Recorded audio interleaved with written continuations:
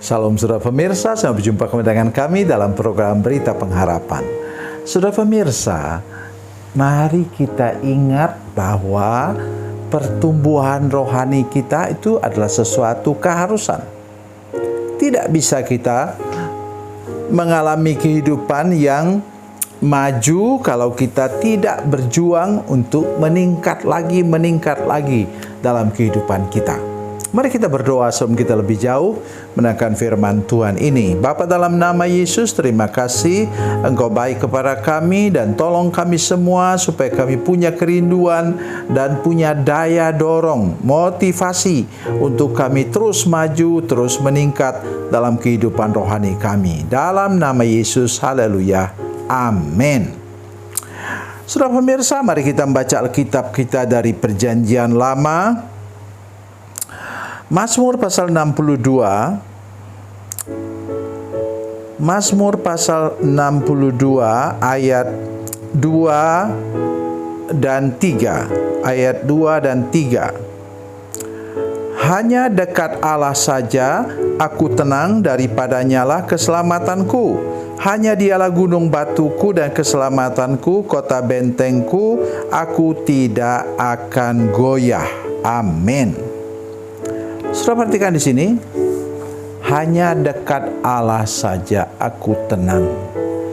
Ketika Henokh memutuskan untuk hidup dengan Tuhan, maka dia disebutkan selama 300 tahun dia berjalan seiring dengan Tuhan.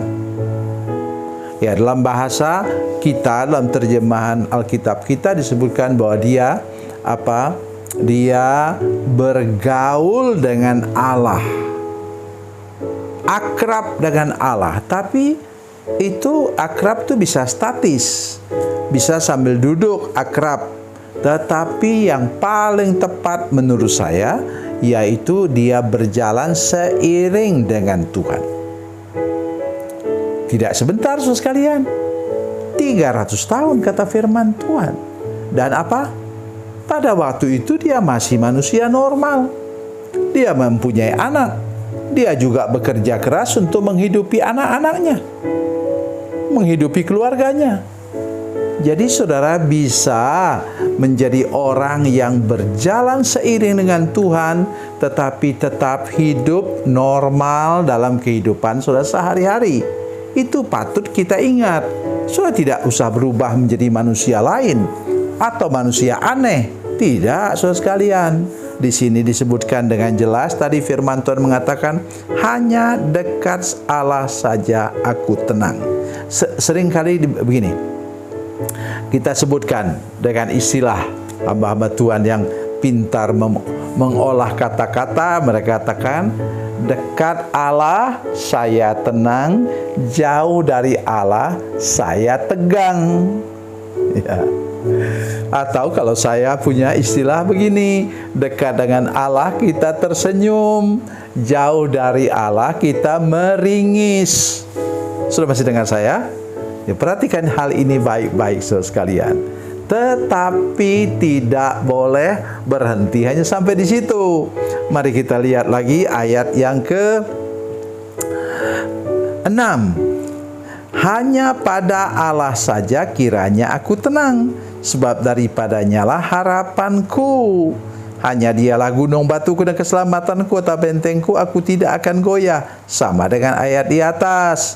Hanya pada Allah.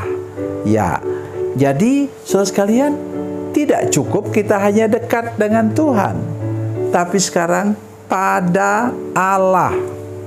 Ya, pada Allah. Jadi kita menjadikan Allah apa? Pondasi kehidupan dan rumah bangunan rumah iman kita. Oh, saudara-saudara sekalian, bila saudara bertumbuh seperti itu, saudara nanti akan mengalami banyak mujizat daripada Tuhan. Banyak mujizat.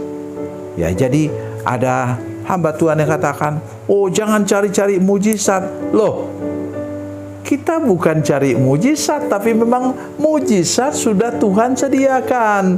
Jadi jangan kita berpikir yang negatif tentang mujizat Tuhan. Saya kira mungkin hamba Tuhan seperti itu tidak mengerti bahwa ini saya masih bernafas, ini mujizat. Saya tahu kita habiskan 1 hari oksigen itu hitungannya miliaran. Siapa yang mampu bayar? Sehingga ada satu cerita, seorang bapak orang kaya, dia tiba-tiba sakit dan susah bernafas. Maka kemudian dokter kemudian pasang itu bantu pernafasan di hidungnya sehingga dia bisa bernafas dengan baik. 3 hari kemudian dia sembuh dan dia pulang. Waktu disodorkan rekening nota bahwa dia harus bayar sekian dan khususnya dia menangis ketika dia terima dia terima nota itu oksigen itu.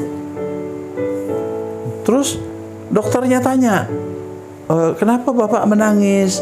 Dia tidak tahu kalau itu orang kaya. Ya, kenapa Bapak menangis? Nanti kita bisa negosiasikan kalau Pak tidak mampu bayar. Bukan, katanya, saya konglomerat. Kaget dokternya bilang, loh kalau begitu kenapa Bapak menangis? Saya sudah berumur 70 tahun. Dan saya tidak pernah bayar kepada Tuhan. Dia beri saya beri saya oksigen gratis. Itulah yang namanya mujizat Tuhan. Mujizat anugerah Tuhan kepada kita. Itu yang akan terjadi kalau sudah mulai dekat dengan Tuhan, kemudian berada pada Tuhan. Rumah imanmu pondasinya adalah Tuhan sendiri. Atau seperti istilah Tuhan Yesus, kita beralaskan batu cadas. Dalam bahasa yang lain digunakan rock. Jadi kita bukan berada pada pasir. Itu sebabnya kita kokoh kuat sampai ke akhir. Tuhan Yesus berkati, Tuhan Yesus baik. Mari kita berdoa. Bapa, dalam nama Yesus, terima kasih untuk firman Tuhan hari ini yang sudah kami dengar. Tuhan menolong sehingga oleh anugerah Tuhan kami terus bertumbuh secara rohani. Kami memulai dekat dengan Tuhan dan kemudian kami akan hidup. Iman kami pondasinya ialah Tuhan sendiri, sehingga kami tidak akan pernah goyah sepanjang umur hidup kami. Dalam nama Yesus, haleluya, amin.